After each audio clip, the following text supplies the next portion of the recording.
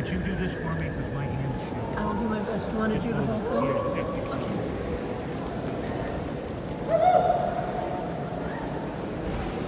Hello, everyone. I am so incredibly grateful to be here today. I'm so grateful to our poetry workshop leader, Samiya Bashir, to the amazing poets I got to write alongside for 9 weeks, and I'm grateful to my mom who's here to support me today.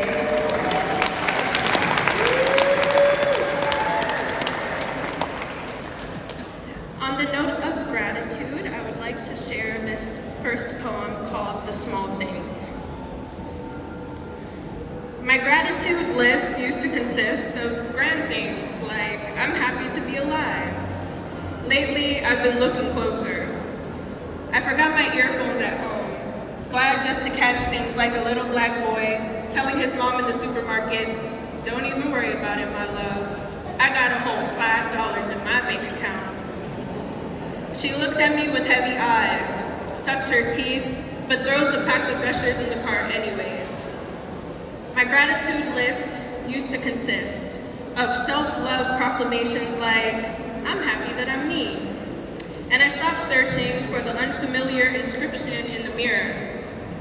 I see a glimpse of it though, when the stray cat on my block recognizes me, follows me expectantly to the bodega for his nightly dinner.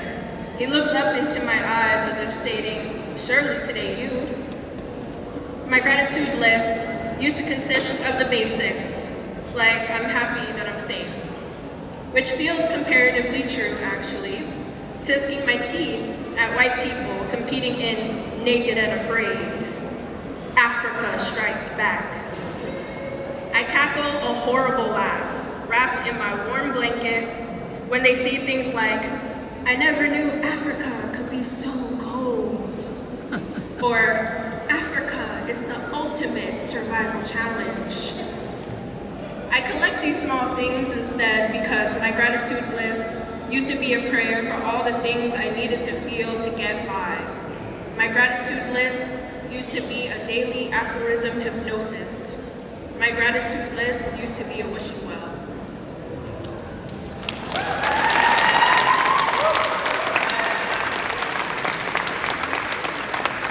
This second poem is titled A Capsule for My Continent.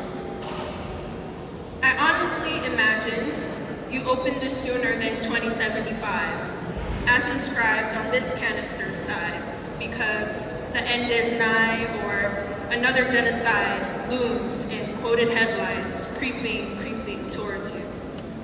To hold any hope for 2075 means I choose to forgive glimmering childlike impatience over imagining you had no tomorrow to look forward to. It means I pack this time capsule with my precious, precise pens for you to write the Congo with in your poems, as a metaphor more than place, that tears the proverbial phoenix apart in jealousy for becoming the greatest rebirth metaphor.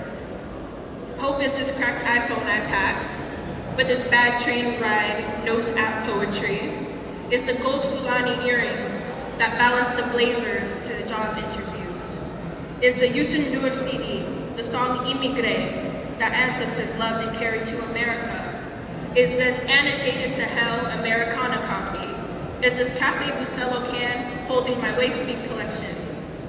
Hope is this extra empty sheet of paper I left for you to write your own letter to the impossible sounding year 2125. And see in your mind's eye, as you sit down to write, those future kids from South Africa to Senegal, Benin to Burundi, clamoring with awe over your vault to time, to see all the ways you learn to survive in and at any time.